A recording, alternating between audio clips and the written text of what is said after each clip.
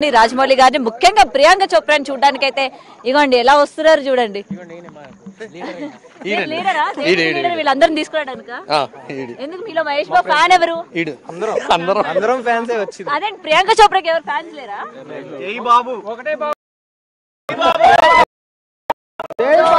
Combination ఎలా ఉండబోతుంది అనుకుంటున్నారు రాజమౌళి గారు మహేష్ బాబు గారు? తెలిసిందే కదా అందరికి.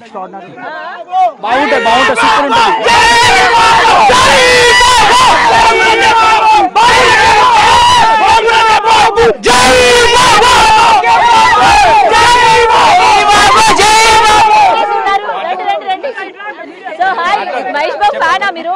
కమాన్ కమాన్, మహేష్ బాబు ఫ్యాన్సా మీరు? మహేష్ బాబు ఫ్యానేనా? మరి ఎందుకు మాట్లాడడానికి సిగ్గుపడుతున్నారు? అట్లేం లేదు, ఎందుకు సిగ్గు? వేరే హీరోల గురించి మాట్లాడితే సిగ్గుపడాలి, మహేష్ బాబు గురించి మాట్లాడితే ప్రౌడ్ గా ఫీల్ అవ్వాలి. అట్లేం లేదు. ఓకే, సో ఎలా ఉండబోతుంది అనుకుంటున్నారు సినిమా వీళ్ళిద్దరు కాంబినేషన్ లోని? అంటే యాక్చువల్ గా చెప్పాలంటే నేను డైరెక్టర్ రాజమౌళి గారి అభిమాని, మహేష్ బాబు గారి అభిమాని. రాజమౌళి మహేష్ బాబును ఒక రేంజ్, ఆల్రెడీ ఆయన ఒక రేంజ్ లో ఉన్న వాళ్ళే, ఏమంటే మొత్తం ఇంకో రేంజ్ కి తీసుకెళ్లాలని అనుకుంటున్నారు.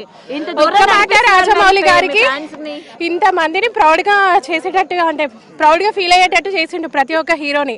మహేష్ బాబుని మాత్రం తక్కువ చూపిస్తే మేము ఒప్పుకోము. రాజమౌళి గారికి వార్నింగ్ అనుకోండి. ఓకే సరే, ఇంత దూరం నడిచి వెళ్తున్నారు, ఏమనిపిస్తుంది మరి? ఆల్మోస్ట్ 2-3 కిలోమీటర్స్ కదా నడుస్తున్నారు. యాక్చువల్ గా నేను శివయ్యకి పెద్ద ఫ్యాను, అందులోనూ మహేష్ బాబు కూడా.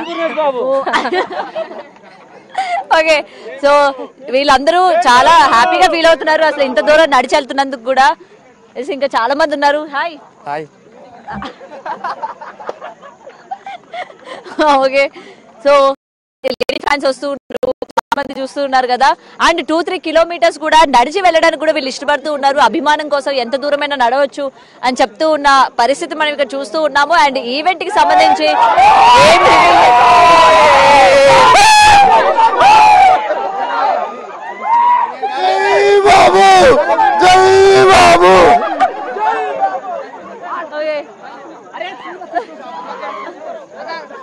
కమాన్ కమాన్.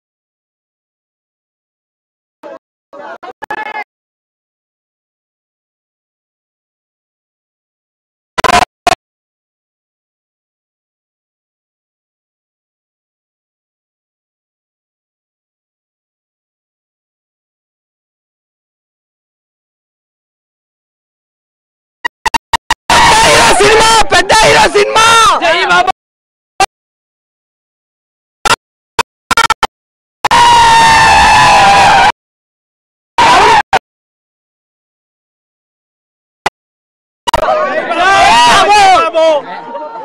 ఒకటే మాట, బాబంటే బాబు.